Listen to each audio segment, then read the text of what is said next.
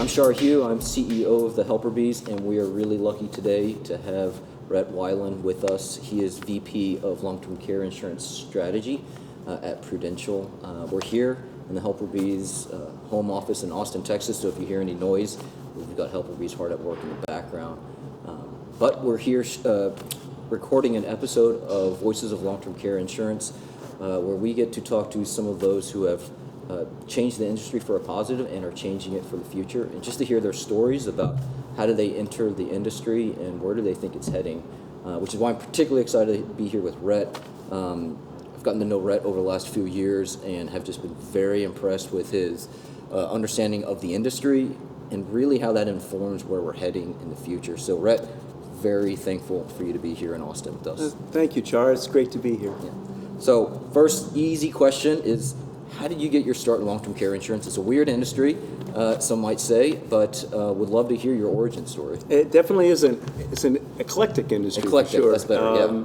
So my start in long-term care came when I took the position as the head of claims for a third-party administrator. At the time, it was Capgemini, who was in the long-term care space, and they hired me to manage Prudential Insurance Company's long-term care claims block as the head of the operation for claims management.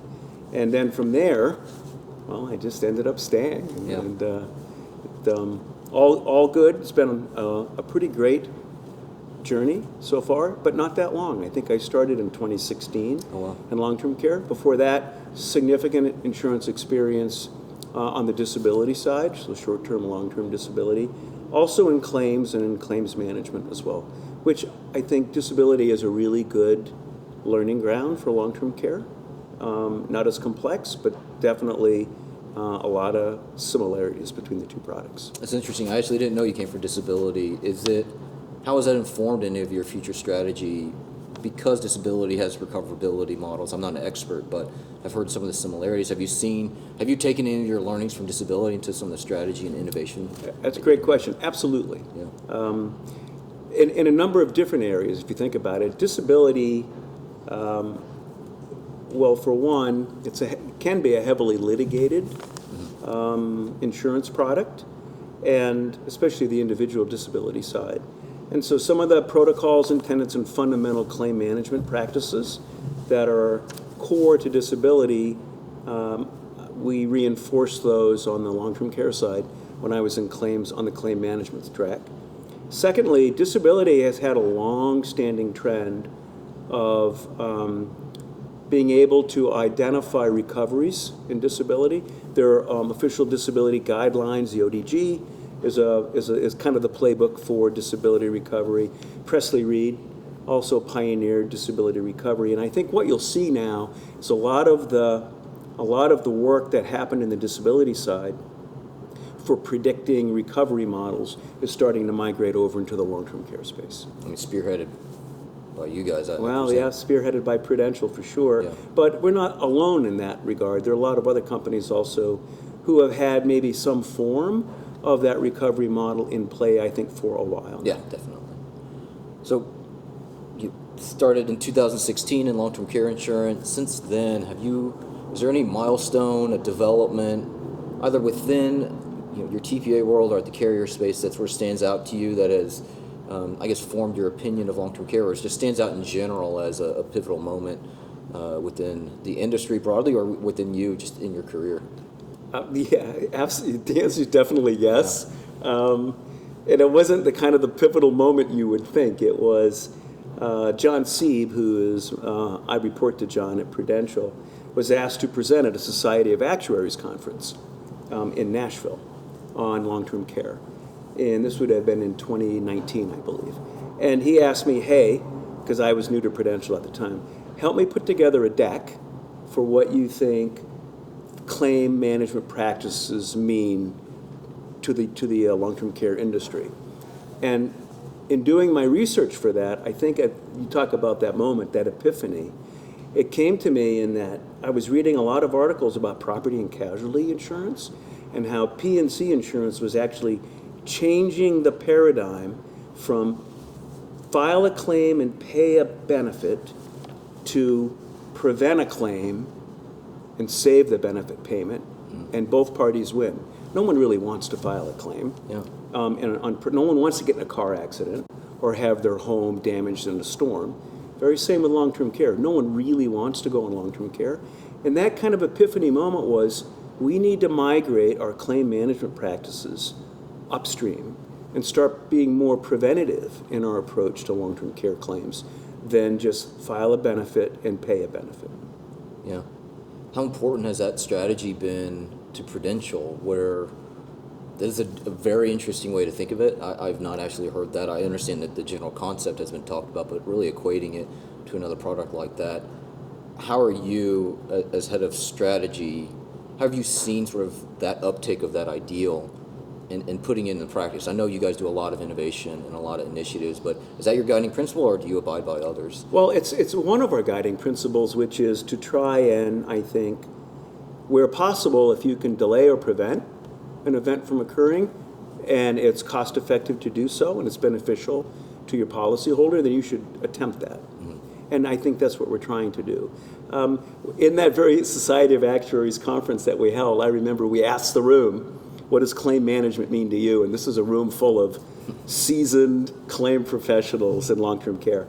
And the answers were kind of what you might expect. It was pay the right claim at the right time, manage fraud, waste, and abuse, very important, also as well. But no one at that point in time was saying, why not try to keep people healthier longer?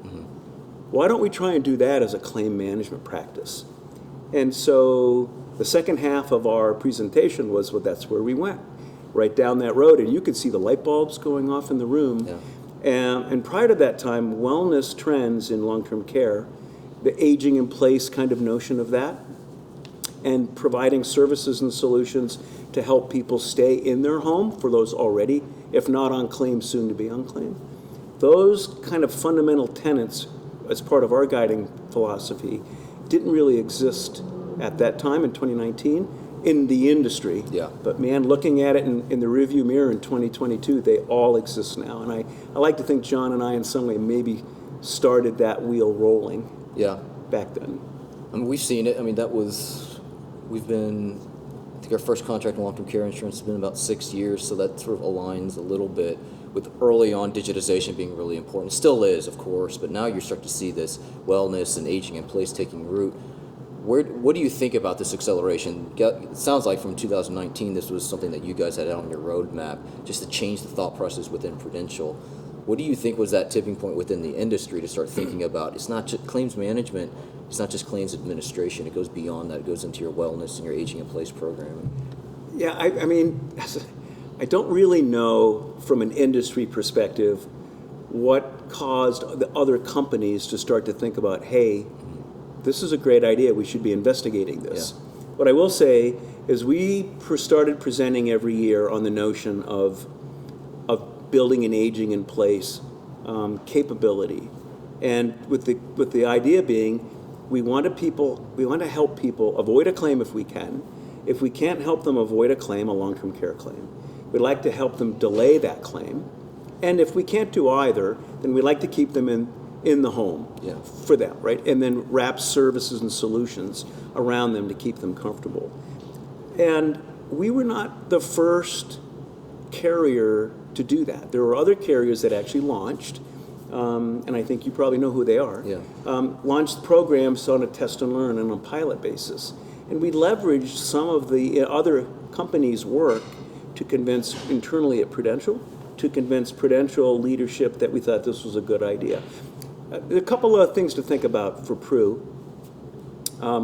Our book of business is going to pay an inordinate amount of claims in about 5 to 10 years.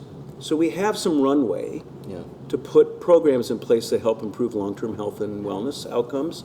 Other carriers are already there. They're already paying the peak of their claim payments, and they're not going to be able to realize the same kind of value that we'll be able to. And so there is a financial incentive for us.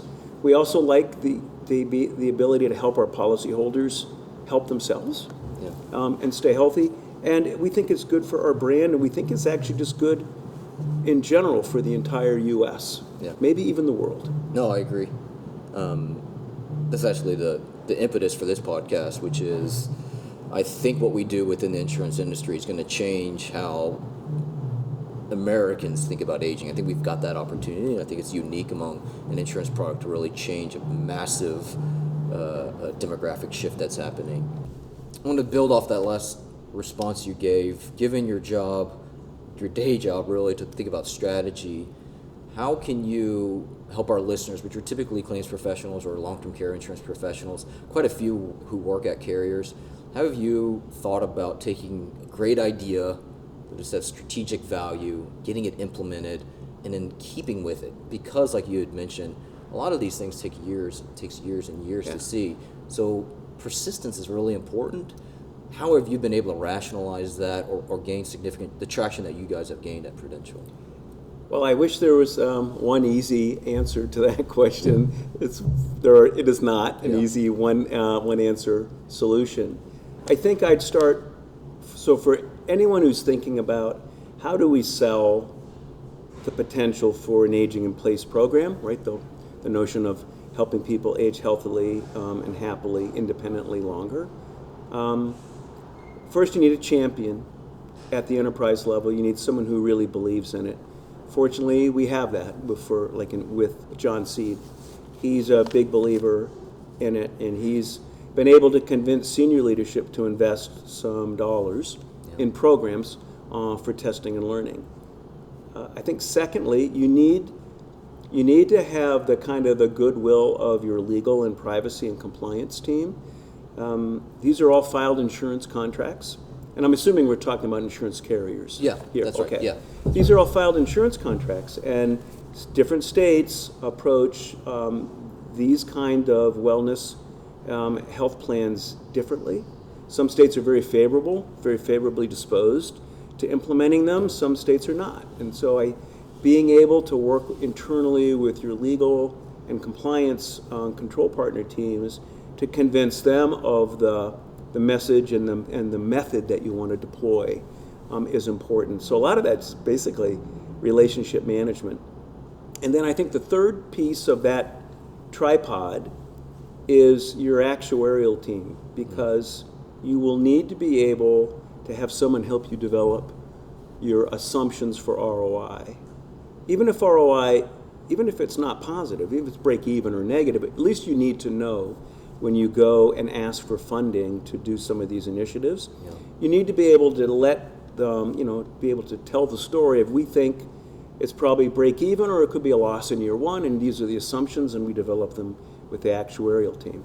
Once you do all of that, and let's just say you manage to garner some level of financial support, then I think it becomes, now that's just benchmarking what you need to do. Now you actually need to go out and do it. Execute it. And then I would say, we're an outsource model. We don't currently sell any more of our business. So we need strong strategic partners who have, I would say, who share a similar vision as you do, but also have the clinical expertise. So you asked earlier about what's your guiding principle. Yeah. One of our fundamental guiding principles is everything we do has to be clinically based. So if we offer a solution, we offer a capability, or we offer a program to one of our policyholders in long-term care, that the efficacy of that program is solidly based in a clinical solution that has been researched or has been written about, or maybe has participated in some trials somewhere. So that's a key part of launching or implementing a program for our policyholders. And the way I think we look at it is, you can build the best program, you can offer the best solutions, and you can comply with all the regulations, you can even get states to approve it. But if you can't get your policyholder to actually engage in that program, then you're not going to get any value back for that. And I think early on, John and I, as we mapped out our strategic vision, we realized that a fundamental component for all of this is behavior change. And so we started by using experience models in the employer space. Standard experience models. The RAND study is like a really seminal piece of research about employer groups and wellness. And then using that as the basis for some of our projections for engagement and adoption, we migrated those assumptions over into LTC. Yeah, I can see a bunch of vendors like me probably listening to this and jotting down a tremendous amount of notes. So let's stay with that thread then. You and John talk about vendors like us and others in the industry who are innovating as strategic partners. That is unique within the industry. It implies so much with that term. How would you talk to those? Now, we probably have half our listeners are probably claims professionals or long-term care insurance professionals, and half are other innovators. How would you talk to the innovators to go to a big brand like Prudential, but who has a life-changing product? How do you work with them, and or do you have any words of wisdom? As head of strategy, you're probably talking to people like me all the time. Yeah, I would like to say I talk to people like you all the time. You're maybe a bit of an outlier. What we respect are the people that know what they want to accomplish and have the capability to do it, even though they might not have the size yet for us to maybe fully embrace their solution. When we meet with startup companies and others, it's like, if you're honest and transparent and you come to the table and say, we've got a great capability and a great solution, we play in 5 states right now. We would probably say, tell us more. And we would say 5 states probably isn't enough for us, but what's your strategic roadmap to maybe get to 10 states? Is that something that's within the sphere of your capability to do? And we're always willing to work with you. We do a lot of our work is with startups, and I think that's because startups really are they're right on the front line. Yeah. They're seeing the opportunity. Yeah. They're building the technology and the capability. And we like what they have. They just don't have the scale yet. Yeah, that's right. And so I would say, look, don't be afraid to reach out. Now, this is Pru. I think we're a little bit of a different, I think much more approachable, maybe than some other carrier companies. But my perception after talking with all the other industry leaders in long-term care is everybody is looking to try and find partners who can help them deliver this kind of long-term care, aging in place capability. Yeah, I mean, I'll take my host hat off and put my strategic partner hat on. I think everything you said we felt firsthand. I think you will hear, and I'm talking now to other providers out there, customers say, we want to know your roadmap, we want to be good partners, and our tendency as a small company might be to gloss over some of our weaknesses. I would say absolutely what Rhett said is real. We felt it directly, being able to be pretty open with where are we today, but where do we want to go, and not be shy about those two might be really different. Like the time scales might be a little bit different there because of Prudential and Rhett in particular and John understand that they play a huge role in getting us there. Like we might have a great idea, but we need the scale to implement. And so I would say anybody emailing Rhett to be pretty honest with where you're at. Yeah, I think we'll ask some hard questions, but it doesn't mean that we're hard to work with. Yeah. We just really want to understand what we're getting into. So if we're going to take our investment dollars and put them in your company to help us develop a capability, just be transparent with us around really what you really have and what is aspirational for you. Yeah. And that's fine to have some aspirational, in fact, you should have aspirational capabilities that are on your roadmap for the future. Let's talk about that. And maybe we can help you get there more quickly by investing in you. We like that honesty and frankness when we deal with partners, and versus, say, someone like you had said, and I think that's exactly right, kind of glosses it over or does a sales pitch to try and hide maybe some of the deficiencies.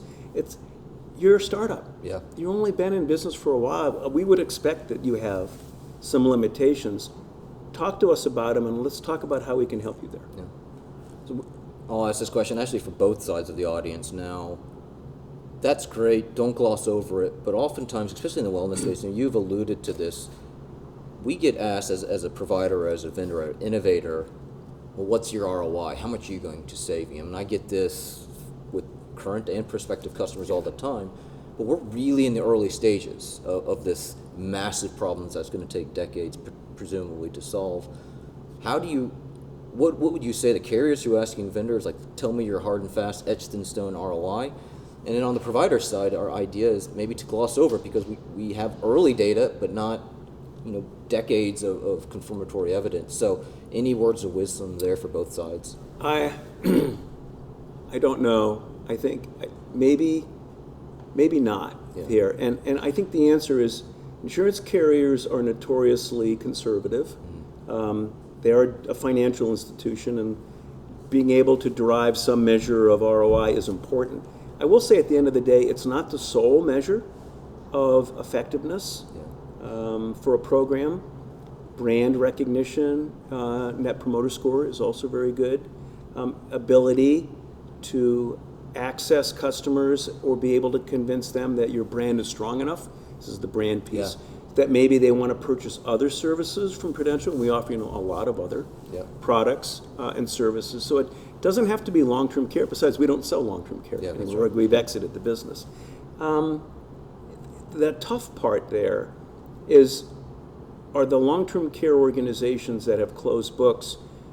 I mean, the historical thinking there is just try to run the block out and kind of put it in a back corner room somewhere and just write this. Hope it goes away. Hope it goes away eventually.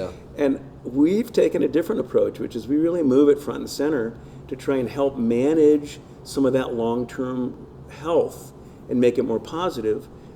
That requires financial spend, and financial spend requires some sort of, I had mentioned earlier, working with actuary, requires some sort of projection for a return. It doesn't even have to be positive. Interesting. It doesn't have to be positive. John and I will both say, if it's break even, but we get huge customer value for it, huge brand recognition, and we can help lead the industry, then for us, we're willing to do that kind of investment. Well, last question, given that, it's a perfect segue. Given how you guys are leading the industry, and now you sit on a number of not only panels, but organizations where you're leading, including LTCI, where are you most excited about when it comes to innovation that you're seeing? And it could be culture change within other carriers, within the industry broadly. It could be some of the really cool things you guys are doing at Prudential. But what are one, two, a dozen things that you're most excited about for the long-term care insurance industry? So I would say it's probably long-term care and health. When I first started working at Prudential, the health component of long-term care, I wasn't thinking as much about that. But as I've matured, I think in my strategic thinking, and the team has helped put together more of a strategic roadmap, we're really seeing the intersection now of care management and health care and long-term care finally coming to fruition in ways that I think all of us will benefit. And when I think about what that means, what does that mean, Rhett? That means the ability to be able to be trusted by your policyholder in the way that policyholders trust their doctors and their health plan carrier. Policyholders don't trust typically long-term care insurance companies the way that they do in the same vein they do with their health plan and their attending physician, their primary health care provider. And I'm seeing that starting to see that gap close by the services and the solutions that are being provided in conjunction with health plan. That's starting to kind of make a connection between those organizations that I think is strong. The emergence of data and science and technology is at a pace I've never seen in my life, probably you as well. That's right. And all of the ability now to take device data and use it to help people identify risk factors and then work with them to control those risk factors, seems to me that that's a real collaborative play between healthcare and long-term care. And at this point, I'd also add Medicare and Medicare Advantage. Because those entities are the ones who are kind of the nexus points for driving some of that adoption and encouraging it. To me, that's huge. I think the landscape 5 years from now will look very different than it does today. On that last point, I mean, Monica from your team, or Prudential's team more broadly, led a great LTCI panel that talked about integrating across payer sources and how LTCI might be able to learn from it. You can just see that where that seed might have been planted. What I love about what Medicare Advantage is doing is Medicare Advantage wants to solve for this. They want you to utilize their plan. They're incented for you to utilize their plans to solve for some of these chronic conditions that can morph into and become long-term care disabling events. And so why not start to coordinate and integrate with them upstream? I feel like I'm back in Nashville, upstream before the claim ever occurs. Yeah. And everyone benefits from that, not just the carrier.